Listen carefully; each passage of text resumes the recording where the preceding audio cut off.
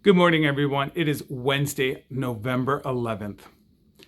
Happy Veterans Day to all those people out there that served in our armed forces and have sacrificed so much in order to protect me, to protect us, to protect our freedoms. We are grateful for what you have done. So our prayers and our blessings do go out to you.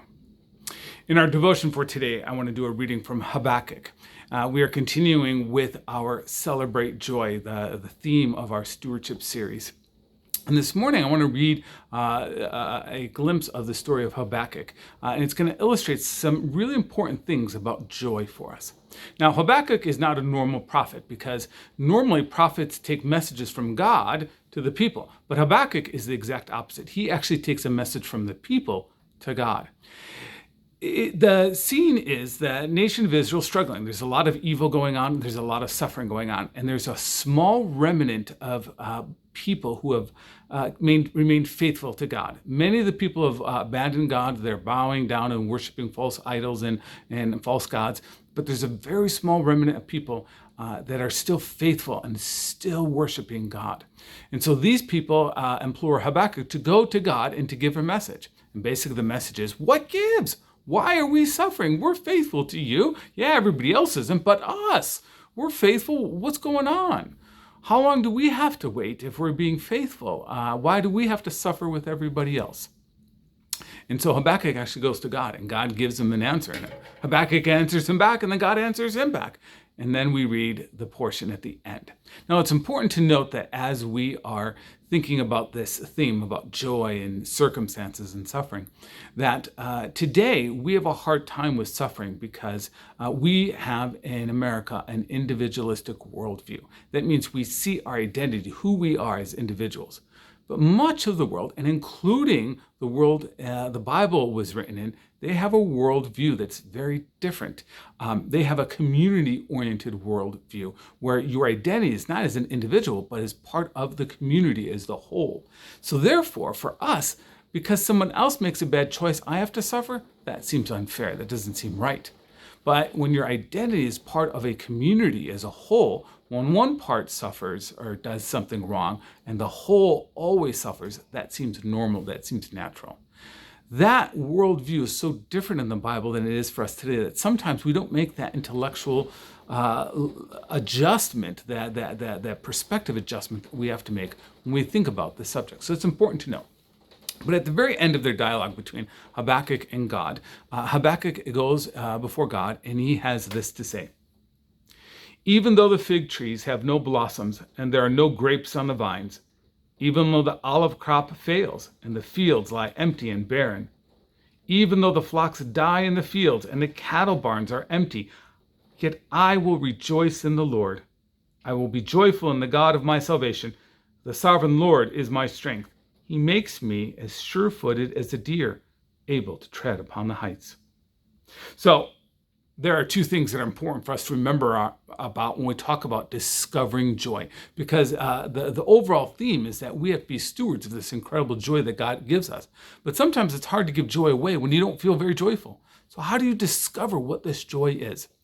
And so Habakkuk, in his response to God, when God says to him, basically when he complains, what gives? God's answer is, well, the world is evil. You guys are making all these bad choices.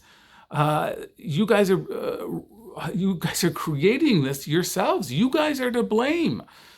However, I am not silent, Habakkuk. I will redeem this world. I will take your life because your life is still precious to me, and I will save it. I will bring it into glory, into a life it should have had, not the life you're living now.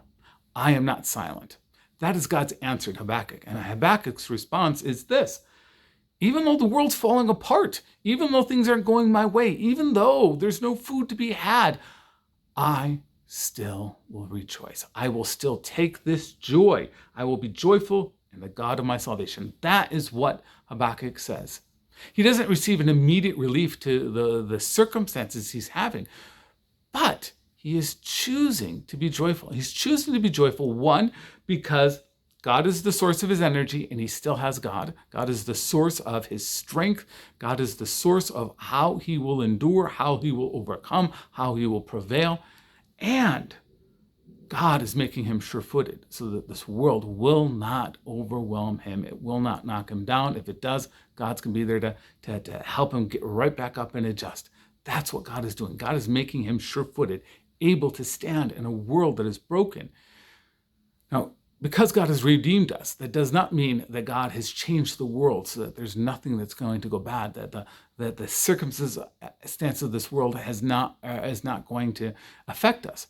What has happened is that God has redeemed us and placed us back into the world so that we can share the good news with other people, not so that we can live a life freed from the consequences or the effects of sin and destruction and selfishness in this world.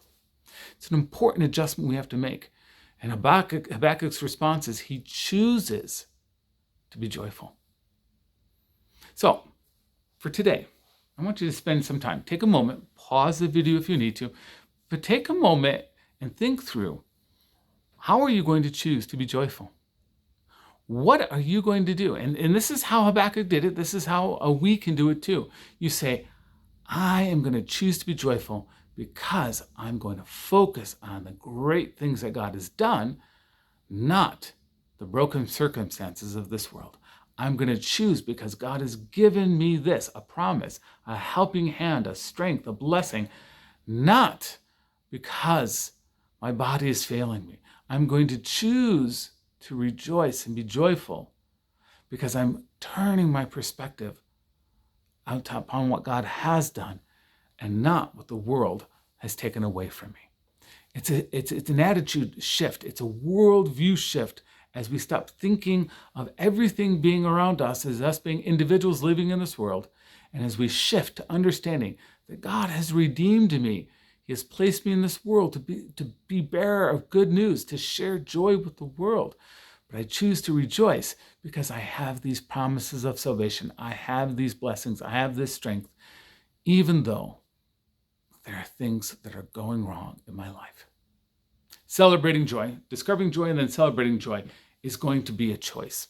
It's what it's going to come down to. We have to choose to change our perspective and to see and to identify and to grab hold of and to revel in and to rejoice in the goodness of God despite the evilness of this world. Amen. Amen. It is Wednesday. We do have a prayer meeting tonight, 7 o'clock, a few minutes before 7 on our Facebook page. A link is going to show up. And you click on that link, and then it's going to lead you to a prayer room where you can connect with us. We're going to share stories of joy. We're going to pray for each other, or at least I will pray for you. I look forward to this. It's a great way for us to connect, even though we are so far apart and we're not able to gather as we normally do. So please check in with us on Facebook. In the meantime, take care of yourselves and look in on those people who are most vulnerable.